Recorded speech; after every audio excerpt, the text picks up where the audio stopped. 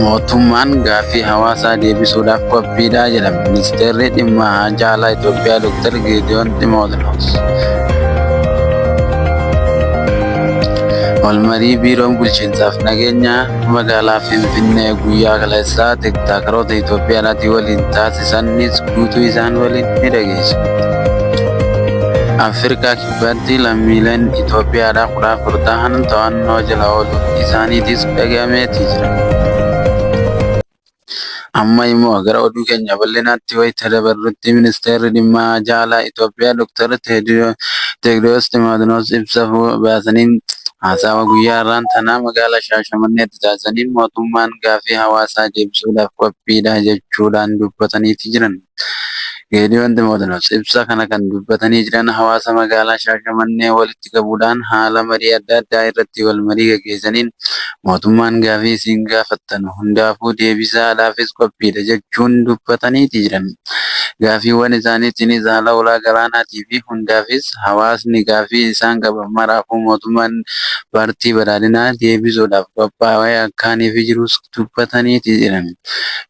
Akkasuma itti gaafatamaan paartii badhaadhinaa itti aanaa damee Oromiyaadhaa kan ta'anis achirratti hirmaatuudhaan akkasumas itti gaafatamaan paartii badhaadhinaa damee naannoo Amaaraa kan ta'an achirratti argamuun ibsa waloo kan mul'isan yoo ta'us garuutu immoo dhaamsi isaan achirratti dabarsan martinuu mootummaan deebii hawaasaa ni deebisaa jedhan.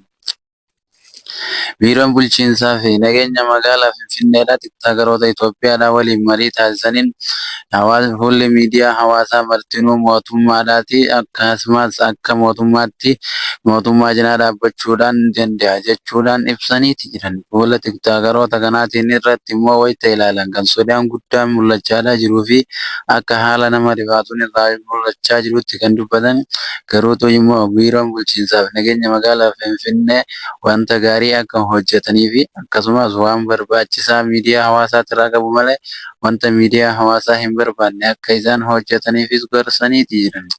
Kana malees fuulduraafis waliinis hojjechuudhaaf waan qophii guddaa qabnuufu mootummaanii fi fuulli miidiyaadhaa tokko jechuudhaan dubbataniiti jiran. Garuutu biyya teenya keessatti waan fokkotaa fi waan hamaa kan hin taane akka niif hojjetan jechuun wayita ibsanitti tiktaakeroota Itoophiyaa dhiyeenya kana to'annoo seeraa jala oolan hedduudhaas kan argaati jiran. Sababa tiktaakeroonni kun dhiyeenya kana to'annoo seeraa jala oolaniif guyyaa kaleessaa walitti qabuudhaan tiktaakeroonni Itoophiyaa Biiroo Bulchiinsaa fi Nageenya magaalaa Finfinnee waliin marii guddaa taasisaniiti jiran. Garuu immoo mariin isaan mari'atan kunneen fuula miidiyaa keessanii irratti waan gaarii akka hojjetan jechuus beeksisan.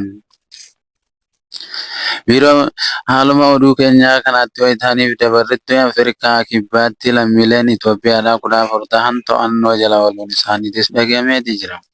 Afrikaa Kibbaatti daandiin xiyyaaraa Itoophiyaadhaa lammiilee Itoophiyaa 14 ta'anii fi lammiilee Bangladesh 16 kan ta'anii waliin to'annoo seeraa jala ooluun isaanii himameeti jira.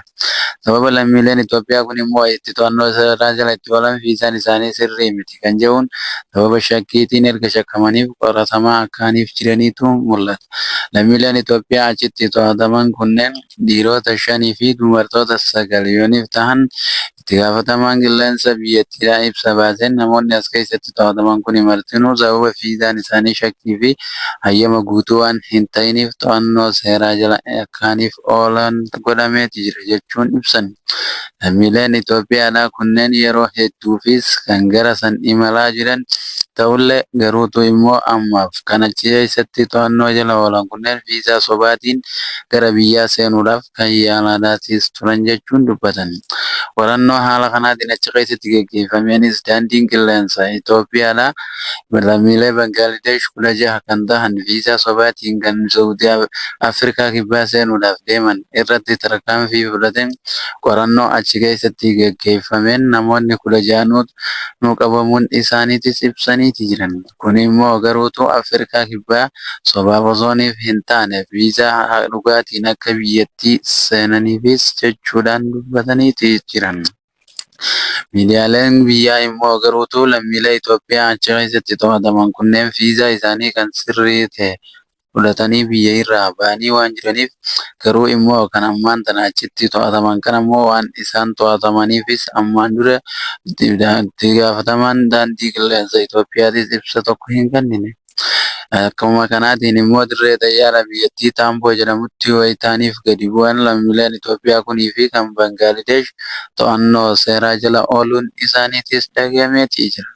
Xiyyaarri Itoophiyaa yeroo hedduu lammiilee garaagaraa maqaa sobaatiin kan biyyarraa gara biyyaatti geggeessaa turan daandiin qilleensa Itoophiyaa shakkiin isaanii haala garaagaraatiin shakkaman itti fufeetii jira.